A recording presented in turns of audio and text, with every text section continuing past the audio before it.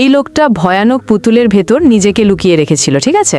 কেননা লোকটা গ্রামের প্রেসিডেন্টকে অখুশি করেছিল। গ্রামের প্রেসিডেন্ট ওখানে চলে আসে এবং লোকটির চালাকি ধরে ফেলে, কিন্তু সাথে সাথে প্রেসিডেন্ট হামলা করে না। উনি কিছু পিছিয়ে যান এবং ওনার সাথীদের ইশারা করে। তারপর ওনার কিছু সাথী বন্দুক নিয়ে সামনে আগায় এবং লোকটার ওপর হামলা করে এবং সাথে সাথেই বন্দুকের সামনে লোকটি মারা যায়। সত্যটা লুকানোর জন্য প্রেসিডেন্ট মৃত লোকটির হাতে স্টিলের একটি হাতিয়ার ধরিয়ে দেয়, যাতে দেখতে এমন লাগে লোকটিকে অন্য কেউ আক্রমণ করেছে। পরের দিন হত্যাকারীদের মধ্যে একজনের জমিতে ওই মৃত পুতুল দেখা যায়, কিন্তু উনি মনে করে ওনার কোনো সাথী ওনাকে ভয় দেখানোর জন্য এটা করেছে। তাই সে তার বন্ধুদের কাছে এটা শুনতে চায়, কিন্তু তার বন্ধুরা তা অস্বীকার করে। তারপর তারা 3 বন্ধু গিয়ে প্রেসিডেন্টের কাছে এই ঘটনাটি বলে, কিন্তু প্রেসিডেন্ট এই বিষয়টিকে মজা ভেবে তাদেরকে ওখান থেকে তাড়িয়ে দেয়। কিন্তু রাতের বেলায় আবারও সেই হাতিয়ারটি এক বন্ধুর বাড়িতে দেখা যায় এবং সে ভয় পায় এবং ভয়ে সে সাথে সাথে একটি চালের ড্রামের ভেতর লুকিয়ে যায়। তারপর সে যখন নিশ্চিত হয় বাইরে কারো পায়ের শব্দ হচ্ছে না, তখন সে বের হতে গিয়ে চাউলের কন্টেনারের দরজা লক হয়ে গেছে, আর সাথে সাথে চাউল তৈরির মেশিন চালু হয়ে যায় এবং উপর থেকে চাউল কন্টেনারে পড়তে থাকে এবং এভাবেই দুষ্টু ব্যক্তির শাস্তি হয়।